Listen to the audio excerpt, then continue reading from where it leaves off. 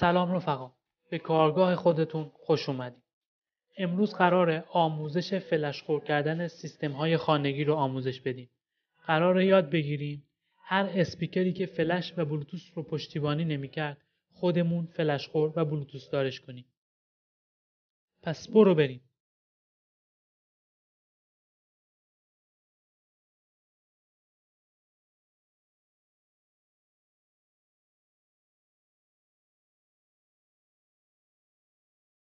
کیت‌های فلش خور چند مدلن که ما اینجا بلوتوث دار 12 ولتش رو داریم.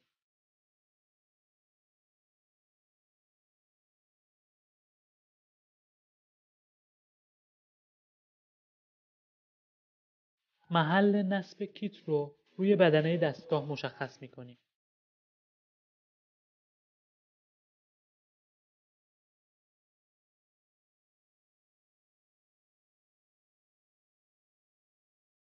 محل مورد نظر رو برش میدیم.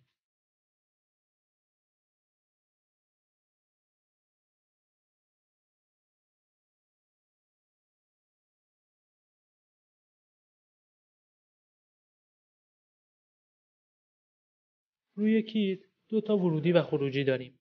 یه ورودی دو رشته‌ای که مربوط به تغذیه است که 12 ولته.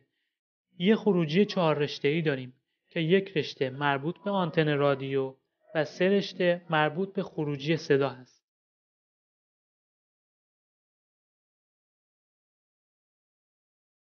طول سیم‌های ورودی و خروجی کیت رو اضاف می‌کنیم و محل اتصال رو وارنیش یا نوارچسب می‌زنیم.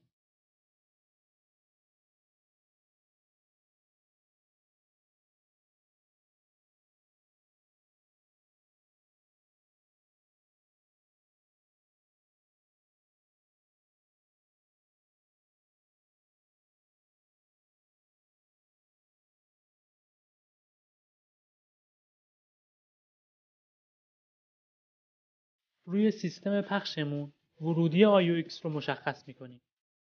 3 رشته سیم متصل به کیت رو که مربوط به خروجی صدا هست به قسمت AUX پخش اتصال میدیم.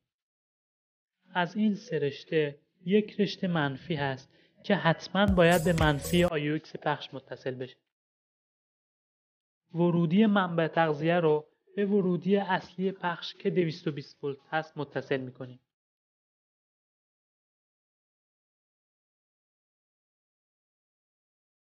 خروجی 12 ولت منبع تغذیه رو به ورودی کیت متصل میکنیم.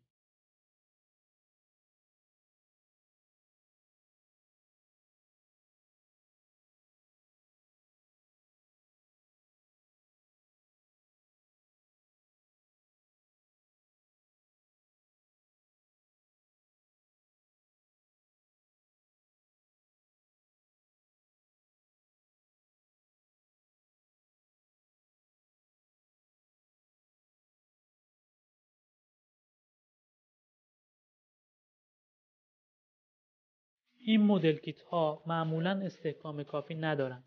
پس گوشه های برد رو با چسب به بدنه کیت محکم میکنیم.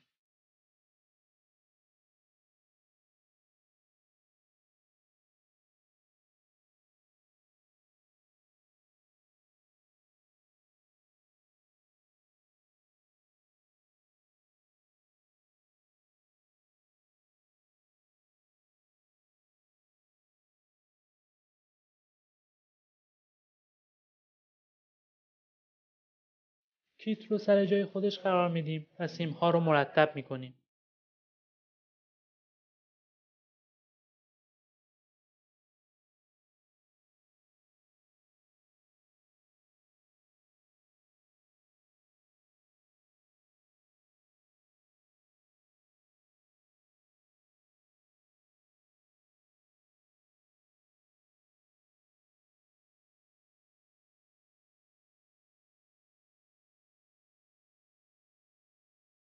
داخل دستگاه پخش دیگه کاری نداریم. پس میبندیمش.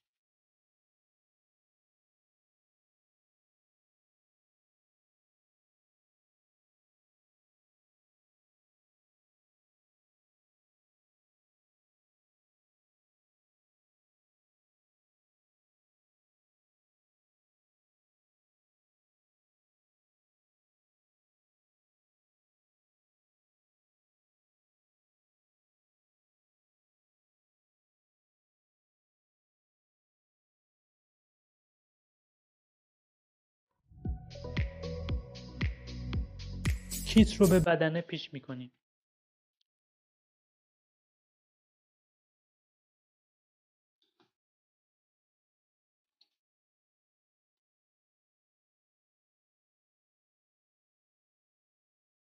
کارمون تمومه. بریم واسه تست. مرسی که تا آخر ویدیو با من بودی. اگه از این ویدیو خوشت اومد لایکش کن. نظرت هم توی کامنت ها بهم بگو.